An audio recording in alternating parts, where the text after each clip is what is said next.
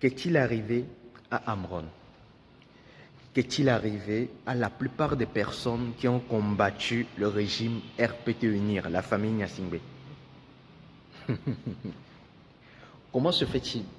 Comment Faure Gnassingbé s'est pris pour pouvoir retourner le cerveau d'Amron afin qu'il puisse faire ce genre de discours? Bien avant d'arriver là, vous devez comprendre d'abord ce qui est arrivé à Gilles Chris Olympio. Gilles Chris Olympio, après Gilles Chris Olympio, le UFC qui s'est rallié au Parti Unir, on a vu Jean-Pierre Fabre émerger. Jean-Pierre Fabre, au début il était chaud, après il s'est refroidi, il s'est rallié à la cause. Nous tous nous savons ce qui s'est passé. Nous avons vu Tikwi Atiadam aussi émerger. Lui aussi on l'a corrompu. Et maintenant, l'histoire du M66. On voit Amron aussi changer de langage. Qu'est-il arrivé à la plupart des opposants qui se sont opposés à ce système? Il y a 2 ou 3 méthodes qu'on utilise.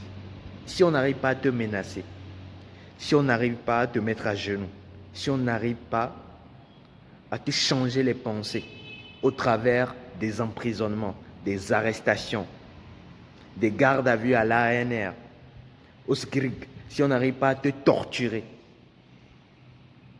à t'intimider. La deuxième des choses à faire, c'est de te corrompre. Corrompre par quoi? On te propose des postes de responsabilité dans le gouvernement. On te propose des postes de députation, des concessions, des compromis avec eux. Comme ça, quand tu seras compromis avec eux, comme tu vas faire des concessions avec eux, ça te sera difficile de les combattre.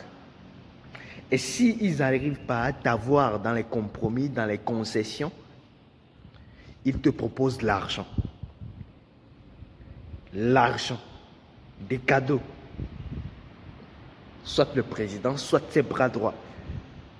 Une amitié empoisonnée, bien sûr.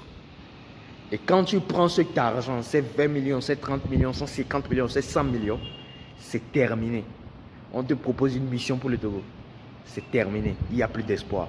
On sait que tu n'arriveras plus à parler. C'est ce qui est arrivé à Tikwi Atiadam. C'est ce qui est arrivé à la plupart des opposants de Faure Gnassingbé ou des Yademon.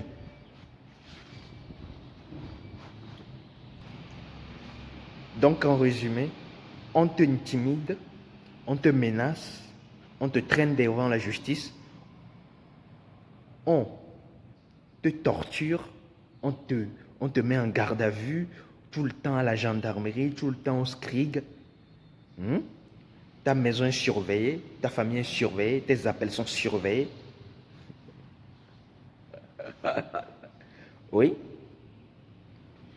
Après, on te propose de l'argent, on te propose des postes dans le gouvernement, on te propose, etc. C'est comme ça qu'on a retenu Kokoroko. Kokoroko à l'université, à l'époque, Kokoroko, c'était quelqu'un qui dézinguait le parti Unir, qui dézinguait le parti au pouvoir. Mais arrivé un moment, on a pu le récupérer.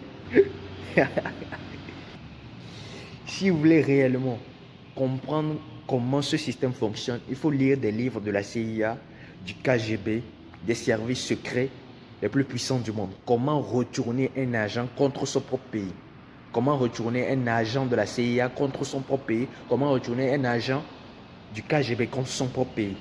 Il y a la corruption là-dedans, il y a les menaces, il y a beaucoup de choses qu'on va utiliser pour te retourner le cerveau. Et vous allez voir quelqu'un qui était farouchement opposé devient l'allié par force ou par compromis, voyant qu'il n'y a plus d'espoir. Il se dit, ben, je prends ces 100 millions, ces 50 millions, je prends ce qu'on m'offre. Désolé. Parce que les menaces sont trop, les intimidations sont trop élevées. Si je ne sais pas faire, je prends 20 ans de prison, 50 ans de prison. On détruit totalement ma vie. On m'anéantit, on m'écrase. Voilà. Et la seule personne que je connais au Togo qui a pu résister à tout cela, depuis l'époque jusqu'à aujourd'hui, c'est Ferdinand Haïté. C'est Ferdinand Haïté seul qui n'a pas pu faire de compromis. Et je vous dis, Faure Gnassingbé le respecte pour ça. Oui, Faure Gnassingbé le respecte pour ça.